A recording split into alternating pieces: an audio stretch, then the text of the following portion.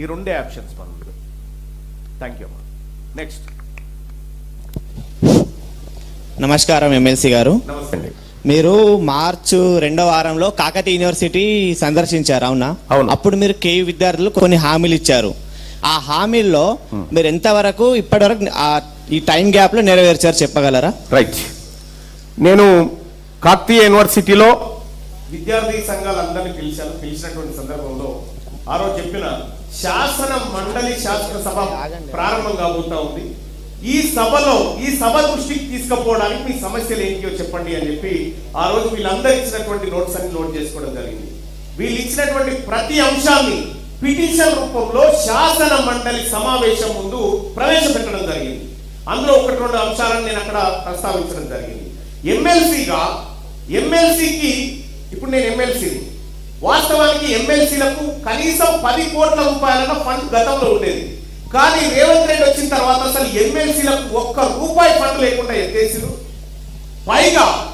పైగా కాకతీయ యూనివర్సిటీలో కబ్జాలు అవుతా ఉన్నాయి, ఫ్యాకల్టీ లేదు, కాకతీయ యూనివర్సిటీలో విద్యా వ్యవస్థ ప్రమాదాలు పడిపోతున్నాయి అనేటువంటి అంశంలో ఈ అంశాన్ని శాసన మండలి దృష్టికి తీసుకుపోయినా. ఆ వీడియో ఉందా సార్? ప్లే చేయగలరా? మీరు అడిగిన దానికి ప్లే చేయండి. మీరు శాసన మండలిలో అడిగారు అన్నారు కదా, అవును. ఆ వీడియో ప్లే చేయగలరా? ప్లే చేయి. ఓకే. మల్లన్న గారు, అంతలోపు Mallanna garu, yes, right to recall అనేది మీ కళ.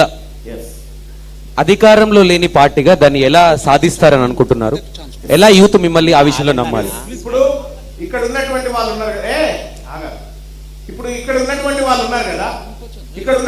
ఉన్నారు కదా, తీన్మార్ మల్లన్న 2 సంవత్సరాలు అయింది ఎమ్మెల్సీగా గెలిచిన తర్వాత. తీన్మార్ మల్లన్న ఎమ్మెల్సీగా గెలిచిన తర్వాత ఒక మాట చెప్పిండు, ప్రతి సంవత్సరం నేను ప్రజలను అడుగుతా, నా పర్ఫార్మెన్స్ మంచిగా ఉందంటేనే మీరు నెక్స్ట్ ఇయర్ కి ఛాన్స్ ఇవ్వండి, లేదంటే రిజైన్ చేస్తా అని చెప్పిన. ఇదే కేయూ ఇష్యూ అని అంటారు చూడు. ఓకే, నీ పేరేంటి పైసా? నా పేరు భారతీయ, కాకతీయ యూనివర్సిటీ పొలిటికల్ సైన్స్ స్టూడెంట్ని. ఇంకోటి సార్, మన దగ్గర కాకతీయ యూనివర్సిటీలో చాలా కోర్సులు లేవు. Okay okay. ఆ కోర్సులు ఉస్మానియాలో ఉన్నాయి కానీ కేయూలో లేవు. For example MSc geography, MA anthropology, ఇంకా చాలా కోర్సులు. ఆ కోర్సులు కేయూలో ప్రవేశపెట్టాలా? కేయూలో ప్రవేశపెట్టాలా? దాన్ని మీరు శాసనమండలిలో ముఖ్యమంత్రిని అడుగుతారా? అది మీ వరకు పవర్ ఉంది కాబట్టి దాన్ని ఉపయోగించి మీరు చేస్తారని అనుకుంటున్నాను. రెండవది, సెల్ఫ్ ఫైనాన్స్ కోర్సులు ఉన్నాయి చాలా వరకు. ఆ సెల్ఫ్ ఫైనాన్స్ కోర్సులు రెగ్యులర్ కోర్స్ గా మార్చాలా? రెండోది స్పోర్ట్స్, అసలు కేయూలో స్పోర్ట్స్ అసలు ఏం లేనే లేదు, శూన్యం. ఇది వాస్తవం. ఎందుకంటే ఇదే కాకతీయ యూనివర్సిటీలో నేను బీపీడీ చదువుకున్నా, బ్యాచిలర్ ఆఫ్ ఫిజికల్ ఎడ్యుకేషన్ ఇక్కడే చదువుకున్నా. ఏమీ ఉండదు. స్పోర్ట్స్ అయితే సర్వనాశనం అయిపోయింది. మొన్న ఫిఫా వరల్డ్ కప్ అయింది కదా, ఫిఫా వరల్డ్ కప్ లో భారతదేశం టీం ఉందా? ఎన్నెళ్ళ ఆయనో తెలుసా మన టీం లేక? 30-40 ఏళ్ళ మన ఫుట్బాల్ టీము లేక క్వాలిఫై అయితలేదు. మనం కేవలం మన యూత్నంతా ఏం చేస్తారంటే, కరెక్ట్గా మిమ్మల్ని అందరినీ పాలిటిక్స్ వైపు చూపించకుండా ఏం చేస్తారు తెలుసా? కరెక్ట్గా ఈ యూత్నంతా ఐపీఎల్ ఎన్ని రోజులు నడుస్తుంది? 2 నెలలు నడుస్తుంది ఐపీఎల్. 2 నెలలు ఐపీఎల్ అయిపోగానే మళ్ళీ ఏమవుతుంది? ప్రో కబడ్డీ అని వస్తుంది. ప్రో కబడ్డీ అయిపోయిన తర్వాత గణేష్ పండుగ, మళ్ళీ 1 నెల రోజులు మనం గణపతులను పెట్టుకోవాలి, భజనలు చేయాలి, గణపతుల దగ్గర ఉండాలి. అదే అయిపోగానే దుర్గామాత, అదే అయిపోగానే అయ్యప్ప మాలలు. అదంతా మనకి ఇదే అయిపోయి రాజకీయాలు ఎందుకు చూస్తాం మనం? ఆ పరిస్థితి లేకుండే కాకతీయ యూనివర్సిటీలో ప్రతి సభ ప్రారంభానికి ముందు నేను ఒక సమూహాన్ని ఖచ్చితంగా కలిసి వాళ్ళ సమస్యలు ఏందో విని సభ ముందుకు తీసుకుపోతా. కాకతీయ యూనివర్సిటీలో ఆ తమ్ముళ్ళు పాపం వాళ్ళందరూ కూడా చాలా సమస్యలు నా దృష్టికి తీసుకొచ్చినారు. నేను సభ ముందు పెడితే అందులో ఏ ఒక్క ప్రశ్నకు ఇప్పటిదాకా ఈ ప్రభుత్వం సమాధానం చెప్పలే. ప్రభుత్వం. మీకు యూట్యూబ్లో నేను శాసన మండలిలో కాకతీయ యూనివర్సిటీ గురించి మాట్లాడినటువంటి వీడియో ఉంటుంది, జస్ట్ మీరు సెర్చ్ చేసి ఇగో.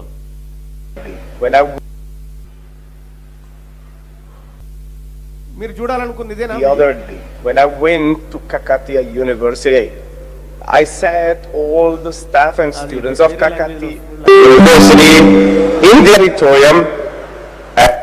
ఓకే, సో బ్రదర్ ప్రూఫ్ కావాలి కాబట్టి కనబడింది కాబట్టి okay bye. Mallanna garu proof కోసం కాదు, అతను అడిగింది ఏంటంటే నువ్వు మాట్లాడినవా లేదా మల్లన్న అని అంటే Auditorium. ఆడియో ట్రాక్ అని ఉంటుంది చూడు తెలుగు. మొన్న మేము కాకతీయ యూనివర్సిటీకి పోయినటువంటి సందర్భంలో కాకతీయ యూనివర్సిటీలో ఉన్నటువంటి సిబ్బందిని, విద్యార్థులను అందరినీ కూడా ఆ ఆడిటోరియంలో కూర్చోబెట్టి వారి సమస్యలు ఏంటి అనేది నేను పోయి అడిగితే, సార్ కాకతీయ యూనివర్సిటీలో contract, part time, out sourcing అనేటువంటి రకరకాల టీచింగ్, నాన్ టీచింగ్ స్టాఫ్ ఉన్నారు సార్. వాళ్ళ సమస్యలు మాత్రం ఇప్పటి వరకు ఏ ఒక్కటి కూడా గట్టెక్కిన పరిస్థితి లేదు సార్. అక్కడ అవుట్ సోర్సింగ్ వాళ్ళు, పార్ట్ టైం వాళ్ళు కనీసం కాంట్రాక్ట్ లో కన్నా మమ్మల్ని తీసుకోండి అని చెప్పి.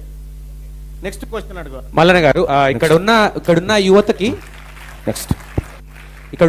ఒక స్పెషల్ పర్సనల్ మీ గురించి కొన్ని పర్సనల్ విషయాలు తెలుసుకోవాల్సిన ఎక్సైట్మెంట్ ఉంది అందరికి. ఉందా యూత్? ఫస్ట్ వాళ్ళకున్న క్వశ్చన్ ఏంటంటే, మాట్లాడుతున్న అడిగిన క్వశ్చన్ ఏంటంటే, మీది లవ్ మ్యారేజా అరేంజ్ మ్యారేజా?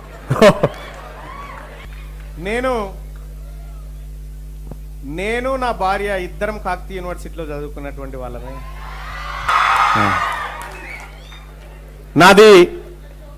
నేను వాస్తవానికి 10th తర్వాత 5 సంవత్సరాలు చదువు మానేసి ఛాయ్ అమ్ముకోను అదో ఏదో చిన్న కూలినాలు పని చేసుకున్నా. ఆ తర్వాత మళ్ళీ చదువుకోవాలనే కోరిక పుట్టింది. చదువుకోవాలనే కోరికతోటి మళ్ళీ ఇంటర్మీడియట్ నుంచి స్టార్ట్ చేసి చదువుకున్న తర్వాత సికింద్రాబాద్లో మన విద్యానగర్లో SVS కాలేజ్ ఉంటుంది, స్వామి వివేకానంద ఎడ్యుకేషనల్ ఇన్స్టిట్యూట్. అక్కడ చదువుకున్న తర్వాత సికింద్రాబాద్లో SP కాలేజ్ ఉంటుంది, సర్దార్ పటేల్ కాలేజ్లో నేను అందులో BA మొదటి సంవత్సరం చదివిన తర్వాత అక్కడి నుంచి నాకు పొలిటికల్ సైన్స్ అంటే చాలా ఇష్టం. ఆ పొలిటికల్ సైన్స్ మంచి ప్రొఫెసర్ ఎక్కడున్నాడని వెతికితే భువనగిరిలో శ్రీ లక్ష్మీనరసింహస్వామి డిగ్రీ కళాశాలలో డాక్టర్ S బుచ్చయ్య అని చెప్పి ఖమ్మం జిల్లాలో ఉంటాడు ఆయన అక్కడ పొలిటికల్ సైన్స్ ప్రొఫెసర్ గా ఉండే ఆయనను రిక్వెస్ట్ చేసి సెకండ్ ఇయర్ నుంచి ఇక్కడికి SLNS కాలేజ్కి వచ్చిన. SLNS కాలేజీలో నేను సెకండ్ ఇయర్కి వచ్చిన, మా ఆవిడ నాకు అక్కడ పరిచయం. అక్కడ ఆమె వాస్తవానికి మీరు వచ్చినట్టుగా చిన్నగా సైకిల్ మీద నడిచొచ్చే అట్లా ఉంటుండే పరిస్థితి. అప్పుడు ఆవిడ వాస్తవానికి ఆవిడ పేదరికం చూసి ఖచ్చితంగా నేను ఇటువంటి కుటుంబం నుంచి చేసుకోవాలనేటువంటి ఉద్దేశంతో నేను అది చాలా రోజులు నడిచిందిలే, ఒక 9-10 సంవత్సరాల పాటు నడిచింది. కానీ మేమిద్దరం ఒకరికొకరు ఆమె ఇక్కడ చదువుకోవడానికి మా డిగ్రీ అయిపోయింది. మొత్తం SLNS కాలేజ్ నుంచే మా కాలేజ్ హిస్టరీలోనే రాష్ట్రపతి నుంచి NSS republic day parade award అందుకుంది ఒక నా మిస్సెస్. నెక్స్ట్ ప్రియారిటీ అవార్డు అందుకుంది నేను. అక్కడి నుంచి మేము PG ఎంట్రన్స్ దగ్గర మా బుచ్చే సార్ ఏం చెప్తా ఉండంటే, మీరు ఎప్పుడన్నా ఉస్మానియా యూనివర్సిటీ సాంబార్ తాగి చూసిరా, మీకు ఎప్పుడన్నా తెలుసా, టేస్ట్ తెలుసా అంటుండే మా బుచ్చే సార్. అరే అంత టేస్ట్ ఏముంటుంది అంటే వాస్తవానికి అంత ఆయన మమ్మల్ని ఆడ మంచి భోజనం దొరుకుతుందిరా అని ప్రేరేపిస్తా ఉండు. యూనివర్సిటీలో పడితే మీ బతుకులు మారితే మంచి భోజనం దొరుకుతుంది, ఆ సాంబార్ టేస్ట్ తెలుసా మీకు అని అంటుండే. ఏమో ఇదేందో చూడాల్సిందే అనుకున్నాం. చూడాల్సిందే అనుకొని పీజీ కోసం ప్రిపేర్ అయినాం. పీజీ కోసం ప్రిపేర్ అయితే మేము నలుగురం ఫ్రెండ్స్, నలుగురం ఒకరు మా మిస్సెస్, ఆ తర్వాత నా ఫ్రెండ్ గాజుల్ రమేష్ అని ఉంటాడు, వాడు ఇప్పుడు గవర్నమెంట్ జూనియర్ కాలేజీలో political science lecturer, government job. ఆ తర్వాత ఇంకోడు మా బ్రదర్ ఉంటాడు రఘురాములని, వాడు ఇప్పుడు సర్కిల్ ఇన్స్పెక్టర్. నేను జర్నలిజంలోకి వెళ్ళిపోయి MLC-నైనా. మా మిస్సెస్ ఇప్పుడు గవర్నమెంట్ టీచర్ అయింది. ఒక క్యూరియాసిటీ క్వశ్చన్ ఉంది సార్, ఇంకోటి కంప్లీట్ చేస్తా. అయితే మేము యూనివర్సిటీకి పోవాలనేటువంటి ఉద్దేశంతో బాగా కష్టపడి చదివితే పొలిటికల్ సైన్స్ ఉస్మానియా యూనివర్సిటీలో నాది 90 ర్యాంకు ఎంట్రన్స్లో, నేను యూనివర్సిటీలో జాయిన్ అయినా. మా మిస్సెస్ ఎకనామిక్స్లో జాయిన్ అయింది. మా తమ్ముడు కాకతీయ యూనివర్సిటీలో 3rd ర్యాంకు ఎకనామిక్స్లో, వాడు ఇక్కడ జాయిన్ అయ్యిండు. మా రమేష్ గారు వాడు పొలిటికల్ సైన్స్లో జాయిన్ అయినా అంటే జస్ట్ సాంబార్ ఆశ కోసం పోయినాం అబ్బా. పోయి అట్లా మా మిస్సెస్ నేను ఇద్దరం 9 సంవత్సరాల తర్వాత ఆమెకి ఉద్యోగం వచ్చిన తర్వాత అప్పుడు మేము పెళ్లి చేసుకోవడం జరిగింది. నాకు 2 కూతుర్లు, నాది లవ్ మ్యారేజ్. మా ఆవిడ ఎస్సీ సామాజిక వర్గం, నేను బీసీ సామాజిక వర్గం. Thank you Mallanna garu. ఒక క్యూరియాసిటీ క్వశ్చన్, అంటే ఇది దీనికి యూత్ కి సంబంధం ఉంది కాబట్టి ఫస్ట్ మీరు ప్రపోజ్ చేశారా, మేడం ప్రపోజ్ చేశారా?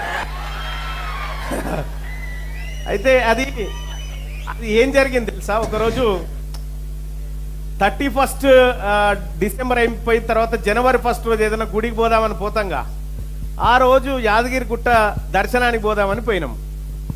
పోతున్నటువంటి క్రమంలో ఆ ప్రసాదాలు, ఆ చేతి దండలు అవన్నీ ఉంటాయిగా, ఈమె నన్ను జర టేక్ కేర్ చేసుకుంటూ ఇగో ఈ కవర్ తీసుకుపోయి ఇంటికని అందులో గ్రీటింగ్ కార్డు పెట్టింది. ఆ గ్రీటింగ్ కార్డులో కూడా వాస్తవానికి ఆమె ఏమి రాయలేదు, అందులో ఉన్నట్టుగా అట్లా ఒక 2 లవ్ సింబల్స్ ఉన్నాయి. ఆ చాలా రోజులు ఆ గ్రీటింగ్ కార్డు ఉండే, బహుశా ఉందో పోయిందో తెలియదు. అయితే అరే లవ్ చేస్తున్నా ఏంది అని అనుకున్నా. ఆ తర్వాత ఇంకా తెలియకుండా మా చూపుల్లో కానీ మా వ్యవహారంలో కానీ కంప్లీట్గా మార్పు వచ్చేసింది. అట్లా జరిగిపోయింది అన్నట్టు. అంటే అది ఎవరు చెప్పిరని కాదు, నేను